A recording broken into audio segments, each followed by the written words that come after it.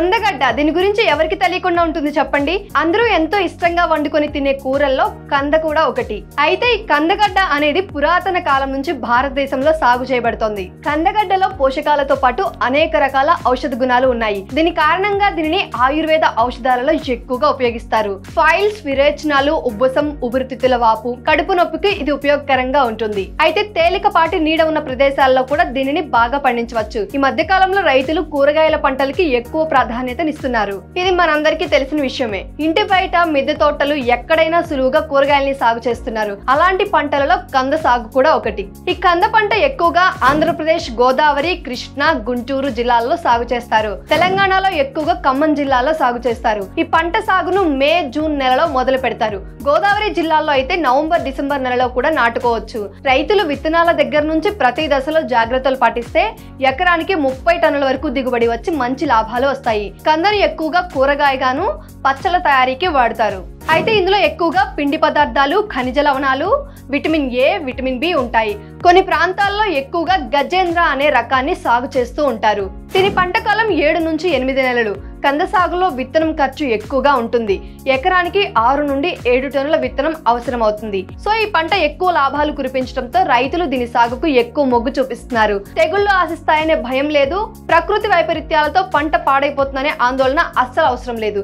మీరు కూడా ఈ కందగడ్డ సాగును చేయాలి అనుకుంటున్నారా? అయితే దీనిని ఎలా పెంచాలో తెలుసుకోవాలి అనుకుంటున్నారా? కంద విత్తన రకాలు, నాట్లు, పెరుగుతున్న కాలం, విత్తన రేట్లు, ఎరువులు, నీటి యాజమాన్యం, కోత మరియు దిగుబడి ఇలాంటి మరింత సమాచారం నేను మీకు పూర్తి వీడియోలో తెలియజేస్తాను. కాబట్టి వీడియోని స్కిప్ చేయకుండా చివరి వరకు చూడండి. మీరు ఇప్పుడే మన ఛానల్ని కొత్తగా చూస్తున్నట్టయితే ఫ్రీడమ్ ఫార్మింగ్ తెలుగు ఛానల్ని సబ్స్క్రైబ్ చేసుకోండి.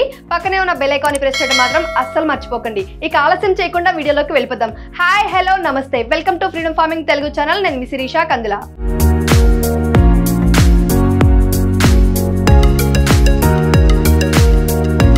కందగడ్డని ఇంగ్లీష్ లో ఎలిఫెంట్ ఫుట్ యామ్ అని కూడా అంటారు. అయితే ఈ విత్తనం వేరే రైతుల నుంచి లేదా ముందు పంట నుంచి విత్తనాలు తీసుకొచ్చి మళ్ళీ పంటకి వాడుకోవచ్చు. ఇలా చేయడం ద్వారా విత్తన ఖర్చు తగ్గించుకోవచ్చు. నకిలీ విత్తనాలు రవాణాలో విత్తనం దెబ్బతిని మొలకెత్తే రైతులకు నష్టం వస్తుంది. ఇలాంటి ఇబ్బందులు లేకుండా పండించిన పంట నుంచి కొంత పంట విత్తనాల కోసం దాచుకుంటే రైతులకు చాలా ఉపయోగపడుతుంది. కంద సాగుకు నీరు నిల్వ ఉండని పొలం వాడటం వలన మంచి దిగుబడి వస్తుంది. అయితే దీని సాగుకు నేలని 2 నుంచి 3 సార్లు దున్నుకోవాల్సి ఉంటుంది.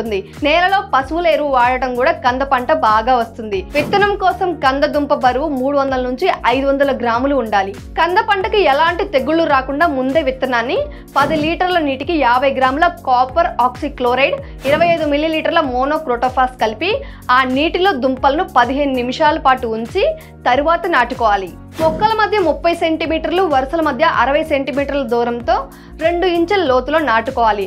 కంద పంటలో కలుపు కోసం ఎకరానికి 2 లీటర్ల బ్యూటాక్లోర్ లేదా 1 లీటర్ పెండామిథిలిన్ 200 లీటర్ల నీటికి కలిపి పొలంలో పిచికారీ చేసుకోవాలి. అయితే కంద పంటకి వాతావరణ పరిస్థితులను బట్టి, నేల స్వభావాన్ని బట్టి పంటకి నీళ్లు అందించాలి. ఈ విధంగా ప్రతి దశలోనూ రైతులు జాగ్రత్తలు పాటిస్తే 7-8 నెలలకు పంట కోతకు వస్తుంది. ఎకరానికి 70 నుంచి 110 టన్నుల వరకు దిగుబడి వస్తుంది. కంద పంటని కొబ్బరి, అరటి తోటల్లో అంతర్ పంటగా సాగు చేస్తే అధిక లాభాలు వస్తాయి. ఇప్పుడు కంద పంట సాగులో నేల మరియు పొలాల తయారీ గురించి తెలుసుకుందాం. కంద యొక్క ఉత్తమ పెరుగుదల కోసం మరియు మంచి దిగుబడి కోసం మంచి నీటి పారుదల ఉన్న తేలికపాటి నేల ఉత్తమం. ఈ పంటకు సేంద్రియ పదార్థాలు అధికంగా ఉండే ఇసుకతో కూడిన లోమి నేల అనువైనదిగా గుర్తించబడింది. కాబట్టి ఇలాంటి నేలలో సాగు చేస్తే మంచి లాభాన్ని సాధించవచ్చు. ముందుగా పొలాన్ని నాగలితో 2-3 సార్లు దున్ని నేల మృదువుగా మరియు మెత్తగా అయిన తర్వాత పొలాన్ని చదును చేయాలి. ఇప్పుడు విత్తనం విత్తడం గురించి తెలుసుకుందాం. దుంప పరిమాణం పెద్దదిగా ఉంటే 250 నుండి 500 గ్రాముల ముక్కలుగా కోసి విత్తుకోవాలి. కానీ గడ్డ దినుసును కత్తిరించేటప్పుడు ప్రతి ముక్కలో కనీసం కాలర్ అంటే మొగ్గ యొక్క శాతం కొంత భాగం తప్పనిసరిగా ఉండాలి, గుర్తుంచుకోండి. ఇప్పుడు విత్తనం విత్తే విధానం గురించి తెలుసుకుందాం. ఏప్రిల్ నుండి జూన్ మాసంలో కంద విత్తనాలను విత్తుకోవచ్చు. కందను విత్తడానికి చివరిగా నేలను దున్నుతున్న సమయంలో ఆవు పేడ యొక్క కుళ్ళిన ఎరువు మరియు 1/3 పరిమాణంలో పొటాష్ మరియు పూర్తి మొత్తంలో భాస్వరం రాసాయనిక ఎరువులతో కలిపి పొలాన్ని దున్నాలి. ఆ తర్వాత దుంపల సైజు ప్రకారం 75 నుంచి 90 సెంటీమీటర్లు, 20 నుంచి 30 సెంటీమీటర్ల దూరంలో పార ద్వారా దుంపలను లోతైన గాడిని తయారు చేసి నాటాలి. తర్వాత కాలువలను మట్టితో కప్పాలి. ఇప్పుడు కంద సాగులో ఎరువుల గురించి తెలుసుకుందాం. కందగడ్డ మంచి దిగుబడి కోసం ఎరువులు ఉపయోగించడం చాలా అవసరం. దీనికి 10 నుండి 15 క్వింటాల కుళ్ళిన ఎరువు, నత్రజని, భాస్వరం మరియు పొటాష్ 80:60:80 కిలోలను 1 హెక్టార్కు ఉపయోగించాలి. అయితే విత్తే ముందు చివరిగా దున్నుతున్న సమయంలో ఆవు పేడ యొక్క కుళ్ళిన ఎరువును పొలంలో తప్పనిసరిగా కలిపి దున్నండి. ఇది మాత్రం అస్సలు మర్చిపోకండి. దీని మీదే పంట యొక్క దిగుబడి అనేది ఆధారపడి ఉంటుంది. మొత్తం భాస్వరం మరియు పొటాష్లను బేసల్ డ్రెస్సింగ్ రూపంలో ఉపయోగించాలి. ఇప్పుడు కప్పడం గురించి తెలుసుకుందాం. విత్తిన తర్వాత గడ్డి ఆకులతో కప్పండి. దీని వలన కంద త్వరగా మొలకెత్తుతుంది, పొలంలో తేమను కూడా కాపాడుతుంది. అంతేకాదు తక్కువ కలుపు వచ్చి మొక్కల్లో మంచి దిగుబడి వస్తుంది. ఇప్పుడు కంద సాగులో నీటి నిర్వహణ గురించి తెలుసుకుందాం. పొలంలో తేమ ఎక్కువగా ఉన్నట్లయితే 1 లేదా 2 తేలికపాటి నీటిపారుదల చేయాలి. వర్షం వచ్చే వరకు పొలంలో తేమ శాతం ఉండేలా చూసుకోవాలి. వర్షాకాలంలో మొక్కల దగ్గర నీళ్లు నిలిచిపోకూడదు. అలా నిలిచి ఉంటే మొక్కలు కుళ్ళిపోతాయి. దీనివల్ల మొక్కలు చనిపోయి పంట దిగుబడి తగ్గిపోతుంది. అయితే 25 నుంచి 30 రోజుల్లో మనం విత్తిన విత్తనాలు మొలకెత్తుతాయి. 50 నుంచి 60 రోజుల తర్వాత మొదటి కలుపు తీయడం మరియు 80 నుంచి 90 రోజుల తర్వాత రెండో కలుపును తీయాలి. అయితే విత్తిన 7-8 నెలల తర్వాత ఆకులు పసుపు రంగులోకి మారి ఎండిపోయాక పంట తవ్వేందుకు సిద్ధంగా ఉంటుంది. అంటే దీని పంట కాలం 7 నుంచి 8 నెలలు.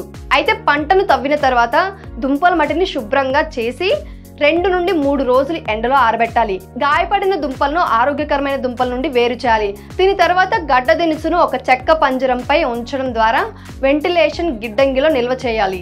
ఇంకొకటి తెలుసా, ఈ కందగడ్డను జమ్మి కంద అని కూడా అంటారు. అయితే ఇలా చేస్తే ఈ కందగడ్డను 5 నుంచి 6 నెలల పాటు సులభంగా నిల్వ చేసుకోవచ్చు. ఇప్పుడు కందగడ్డ సాగులో వ్యాధులు మరియు దాని నివారణ చర్యల గురించి తెలుసుకుందాం. ఈ ఆకుమచ్చ తెగులు సోకితే కంద ఆకులపై చిన్న చిన్న మచ్చలు ఏర్పడతాయి. సో దాని నివారణకు లీటర్ నీటికి 2 గ్రాముల మ్యాంకోజబ్ కలిపి పిచికారీ చేయడం ద్వారా దీనిని నివారించవచ్చు. ఇప్పుడు కంద సాగులో హెక్టార్ కు దిగుబడి ఎంత అని తెలుసుకుందాం. ఈ పంట సాగులో 240 రోజుల్లో హెక్టార్ కు 30 నుంచి 35 టన్నుల దిగుబడి వస్తుంది. అయితే ఇది దేనిపై ఆధారపడి ఉంటుందంటే మనం సాగు చేసే విధానం, మనం తీసుకునే సస్యరక్షణ చర్యలపైన ఉంటుంది. సో ఇప్పుడు చెప్పిన విషయాలని దృష్టిలో ఉంచుకొని కంద సాగు చేస్తే 1 హెక్టార్కు 1,25,000 నుంచి 1,50,000 రూపాయల వరకు నికర ఆదాయాన్ని పొందవచ్చు. సో చూశారు కదా, మీరు కూడా కంద సాగు చేసి అధిక దిగుబడిని, అధిక ఆదాయాన్ని సంపాదించవచ్చు.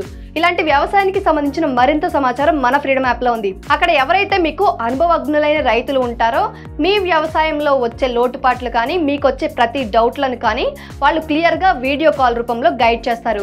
కాబట్టి మీరు ఎలాంటి ఆలస్యం చేయకుండా మీకు వ్యవసాయానికి సంబంధించి మరింత సమాచారం కోసం ఇప్పుడే ఫ్రీడమ్ యాప్ని డౌన్లోడ్ చేసుకోండి.